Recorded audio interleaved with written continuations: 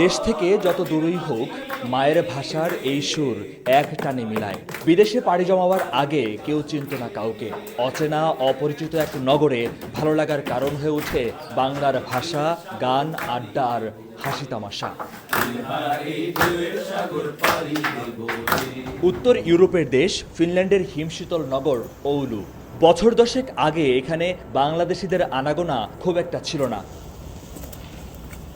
সময়ের আবর্তে বর্তমানে ৫ শতাধিক বাংলাদেশি শিক্ষার্থী ও কর্মজীবীর বাস এই শহরে। পুরো কমিউনিটিকে এক সুতোয় গাঁথেন কমিউনিটির সিনিয়র সিটিজেনরা।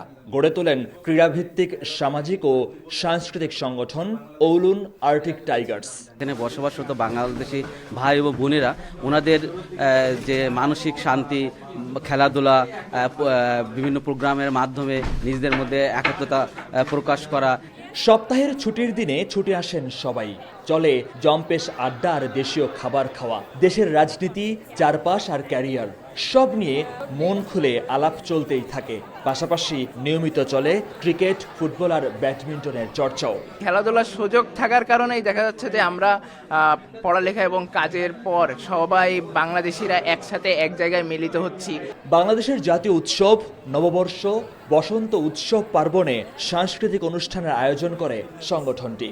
এছাড়া নবীন শিক্ষার্থীদের বরণ সহ শীতকালীন পিঠা উৎসব মন ছুঁয়ে যায় কয়েক হাজার মাইল দূরে বসবাসকারী এই বাঙালিদের।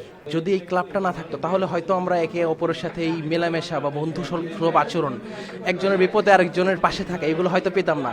বাংলাদেশিদের এই সংস্কৃতি চর্চা স্থান করে নেয় ইউরোপের সাংস্কৃতিক শহরের এবারের আয়োজনে।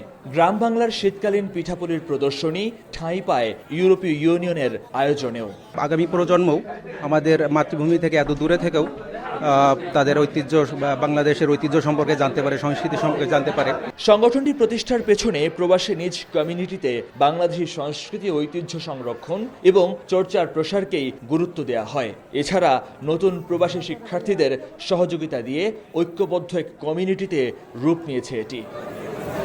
মহিউদ্দিন মধু, সময় সংবাদ, ওউলু, ফিনল্যান্ড।